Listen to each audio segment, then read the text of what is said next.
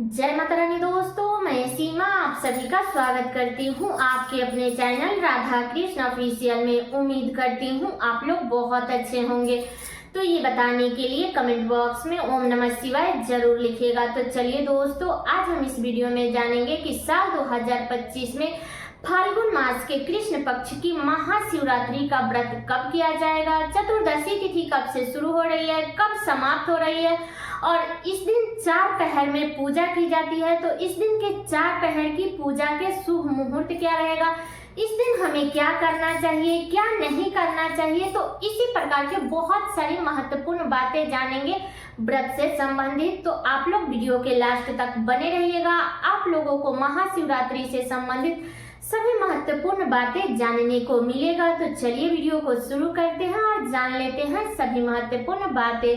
तो सबसे पहले बता दूं दोस्तों कि फाल्गुन मास के कृष्ण पक्ष के चतुर्दशी तिथि के दिन महाशिवरात्रि का व्रत रखा जाता है, जो कि अब की बार साल 2025 में 26 फरवरी को रखा जाएगा। दिन है बुधवार। तो ऐसे तो साल में 12 शिवरात्रि आती है, लेकिन सभी शिवरात्रियों में फाल्गुन मास की जो शिवरात्रि है ना, वो बड़ा ही महत्वपूर्ण शिवरात्रि है और इस दिन शिव जी और माता पार्वती के शादी का वर्षगांठ है। तो इसलिए इस शिवरात्रि का महत्व बहुत अधिक बढ़ जाता है और इस दिन भोलेनाथ बहुत ही प्रसन्न मन से रहते हैं। तो इसलिए इस दिन का जो व्रत है, महाशिवरात्रि का जो व्रत है, वो हर किसी को रखना चाहिए। बड़े हो, बुजुर्ग हो, बच्चे हो, मतलब ज्यादा छोटे बच्चे या ज्यादा बुजुर्ग आदमी नहीं रख सकते हैं, बाकी सभी को महाशिवरात्रि का व्रत रखना चाहिए।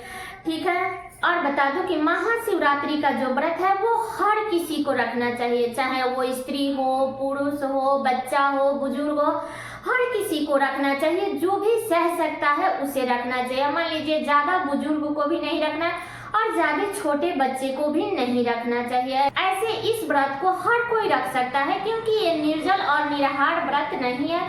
इसमें फलाहार किया जाता है, फल फ्रूट खाइए, साबूदाना खाइए, तो ये सारी चीजें खाया जाता है। तो आप लोग फलाहार करके तब इस महाशिवरात्रि का व्रत रख लीजिएगा। और बता दूं कि महाशिवरात्रि के दिन हमें भोलेनाथ और माता पार्वती की विधि विधान से पूजा करनी चाहिए। अगर आपके आसपास में मंदिर है तो आप लोग मंदिर में जा करके भोलेनाथ की पंचामृत से अभिषेक कीजिएगा।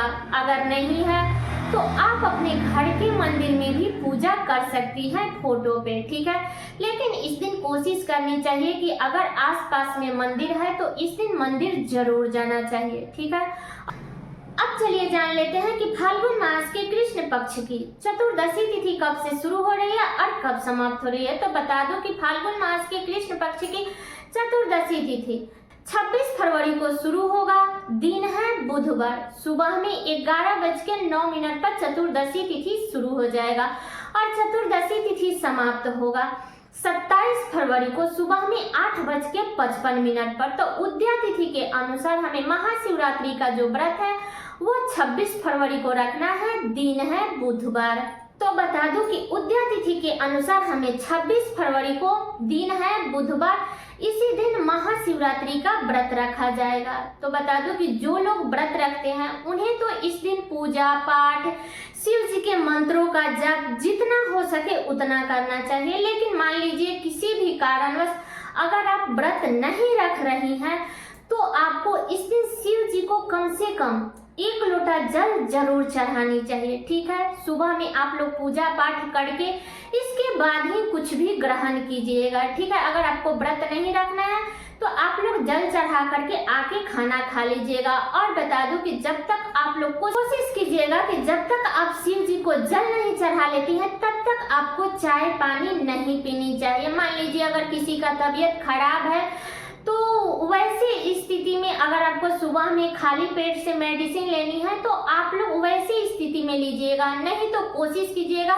कि जितना सुबह हो सके उतना सुबह में आप लोग शिव जी के पूजा करने के बाद ही आप लोग मुख में कुछ भी डालिएगा। ठीक है। अब चलिए जान लेते हैं कि जो लोग भी 4 पहर की पूजा करते हैं, क्योंकि शिव जी का जो प्रिय भक्त होता है ना, जो शिव भक्त होते हैं वो महाशिवरात्रि का बेसब्री से इंतजार करते हैं और वो लोग शिव जी के जो भक्त हैं वो चारों पहर की पूजा करते हैं। तो चलिए जान लेते हैं कि चार पहर के पूजा का शुभ मुहूर्त क्या रहेगा। अब चलिए जान लेते हैं कि पहले पहर की पूजा का शुभ मुहूर्त क्या रहेगा। तो बता दूं कि पहले पहर का जो पूजा का जो शुभ मुहूर्त रहेगा वो 26 फरवरी को दिन है बुधवार, शाम में 6:19 से लेकर के और 9:26 तक रहेगा। तो इसी बीच में आप लोग पहले पहर की पूजा कर लीजिएगा। अब चलिए जान लेते हैं दूसरे पहर की पूजा का शुभ मुहूर्त। तो दूसरे पहर की पूजा का जो शुभ मुहूर्त होगा वो रात्रि में 9:26 से लेकर के और मध्य रात्रि 12:34 तक रहेगा। तो इस बीच में आप लोग दूसरे पहर की पूजा कर लीजिएगा। अब चलिए जान लेते हैं तीसरे पहर की पूजा का शुभ मुहूर्त। तो तीसरे पहर की पूजा का जो शुभ मुहूर्त होगा वो 26 फरवरी के मध्य रात्रि में 12:34 से लेकर के और सुबह में 3:41 तक रहेगा। तो इस बीच में आप लोग महाशिवरात्रि के दिन तीसरे पहर की पूजा कर लीजिएगा।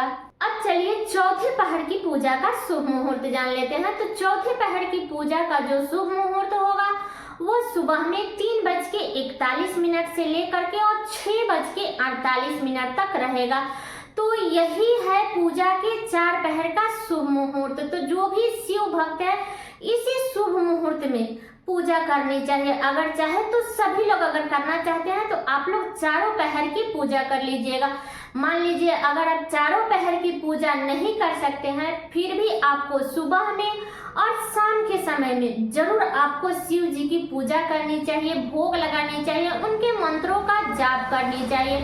तो शिव जी के मंत्रों का जो जाप होता है वो ओम नमः शिवाय होता है, या आप चाहे तो महामृत्युंजय मंत्र का भी जाप कर सकते हैं। तो टोटल आपकी मर्जी है, ठीक है।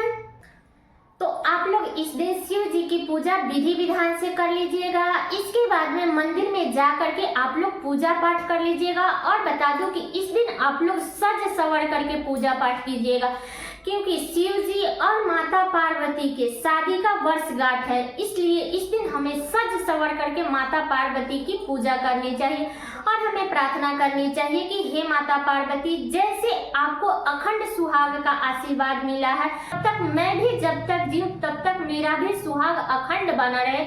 तो यही प्रार्थना हमें करनी चाहिए। अगर मंदिर में शिव जी और माता पार्वती की मूर्ति अगर है पास में तो आप लोग जिनके भी विवाह में प्रॉब्लम हो रही है ना तो उन्हें इस दिन वर्षगांठ मतलब कि गठबंधन जरूर करानी चाहिए। आप चाहे तो कांचे धागे से कराइए या चाहे तो धोती से कराइए, साड़ी से कराइए, लेकिन उनका वर्षगांठ इस दिन उनका गठबंधन जरूर कराना चाहिए, ठीक है। और बता दूं कि जब भी आप लोग मंदिर जाइएगा तो मंदिर से आते समय अगर आपके पति बच्चे साथ में गए हैं तो उन्हें शिवलिंग पर से चंदन उठा करके जरूर लगा दीजिएगा। अगर साथ में नहीं गए हैं तो आप लोग एक बेल पत्र पर उस चंदन को उठा करके लाइएगा और घर पे ला करके पति को चंदन जरूर लगा दीजिएगा, ठीक है। और बता दो कि जो भी प्रसाद आप शिवलिंग पर चढ़ाइएगा उसको उठा करके मत लाइएगा, क्योंकि शिवलिंग पर चढ़ाया हुआ प्रसाद हमें नहीं खाना चाहिए और ना ही किसी भी घर फैमिली को खाने देना चाहिए, इस बात का ध्यान रखिएगा। तो बता दो कि इसी दिन महाकुंभ का अंतिम और आखिरी शाही स्नान है 26 फरवरी तक ही। तो जो लोग भी जाना चाहते हैं ना कुंभ में स्नान करने के लिए तो वो लोग जा सकते हैं, क्योंकि 26 फरवरी तक ही महाकुंभ का स्नान है। तो जिसको जाना है वो जा सकते हैं, ठीक है। तो सारी बातें क्लियर हो गई। उम्मीद करती हूँ कि आप लोगों के लिए वीडियो बहुत ही उपयोगी होगा। तो ये वीडियो मेरा यहीं तक का था। कैसा लगा ये वीडियो आप लोग कमेंट करके जरूर बताइएगा। चैनल पर नए आए हैं तो सब्सक्राइब कर दीजिएगा, वीडियो को लाइक कर दीजिएगा और वीडियो को शेयर कर दीजिएगा, ताकि हर किसी को महाशिवरात्रि से संबंधित सभी महत्वपूर्ण बातें जानने को मिल सके। तो चलिए दोस्तों, मिलती हूँ अगले वीडियो में किसी नए वीडियो के साथ में। तब तक के लिए नमस्कार।